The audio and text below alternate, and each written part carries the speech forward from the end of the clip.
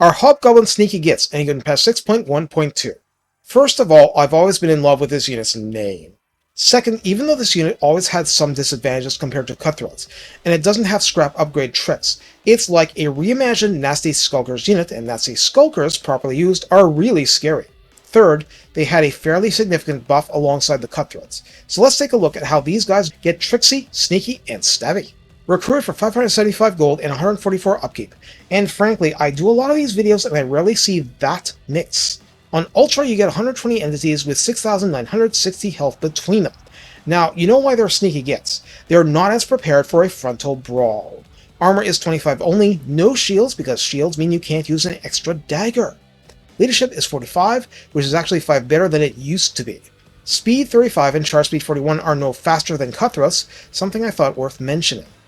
Melee attack begins at 32 and is poisoned with every stabbing. It was 28 before this is buffed. Attack interval of 4.6 is markedly slower than the norm, including that of Cutthroats for comparison. There is no melee splash.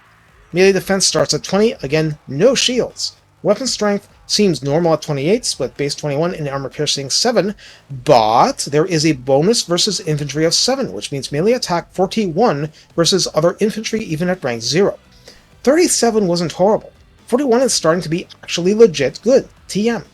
Moreover, charge bonus of 22 is itself 7 better than the Cutthroats had. So for not being armor piercing like Skulkers, it's quite a bit of shock for an infantry unit. Also, there's a precursor weapon. Also, it was raised from 2 ammunition to 3, which is really helpful. Ranged is 70 like others of its type, and this is an auto-target weapon. Missile damage is officially 21, but the precursor weapon is itself poison. Direct hits are base 12 and AP 3 damage, 1 shot per volley. Axe trajectory, reload time 7. So the old version you were out of them really fast, now slightly less so. Total accuracy is the standard 20, calibration distance of 40, meaning it's extra inaccurate if super close, which might require turning fire at will off before unleashing. Calibration area of 1.8 is quite tight. And wait, there's multi-target penetration! It's a pen cap of small, so infantry entities, and they probably need to be packed tightly, but a maximum of 2 targets can be penetrated past the first, and more damage is more damage. Or at least not being stopped by overkill damage. We can ask for that much. So for traits, the unit has malign authority, which means leadership plus 8 when within 55 meters of an actual competent, a contempt unit. Has fire whilst moving for the precursor weapon, has vanguard deployment, has the backstabber trait, which means so long as its health is above 50%. Both the melee and precursor weapons get a plus 30% bonus to their base damage, which is most of the damage, and that's it. That's it, right? Oh wait, it has stock, that's kind of important! In the redline skills, Fervent Fodder at 3 pips is leadership plus 6 and melee defense plus 6 for you. Remember that in this case, melee defense starts particularly miserable.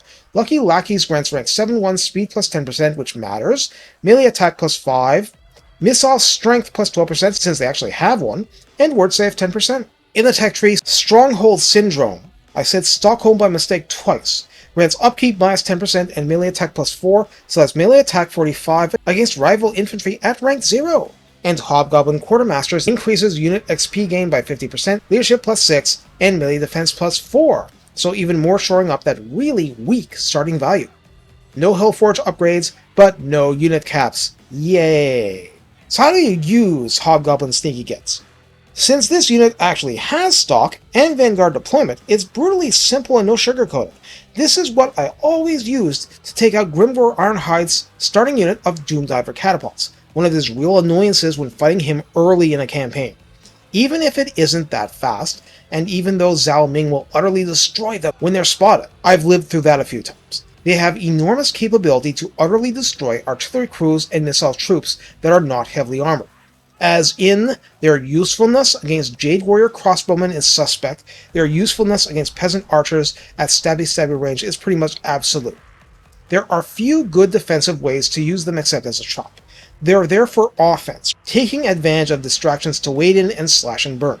They are less useful in a stand-up fight, but that's because they have a weaker chin, not because they can't dish out damage against ordinary levels of opposition. Everything says you need to be cunning and vicious with the initial engagement, and then largely hope for the best. The fact they've done most of their value for you early in their engagement means that you have to accept losses and move on. Stealth is a fickle mistress. If you're looking for a damage dealer still pounding away after 5 minutes of brutal melee combat, this probably isn't it.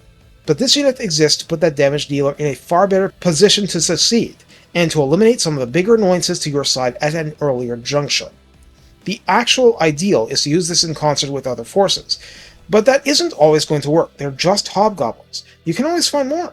It's better to take a risk, do some damage, and lose them than to have tried too hard to keep them alive and compromise the parts of your army that can bail you out late in the fight. The rest is just experience, and for all the complaining about how awful Skylanterns are, they're kind of one of the hard counters to sneaky Gits, so let's keep that in mind. Wait, Zhao Ning, fancy meeting you in this for... Take care and have fun as one of your faction's precious few sources of poison! It's not like the Nurgle roster, where everyone and his warhound has it.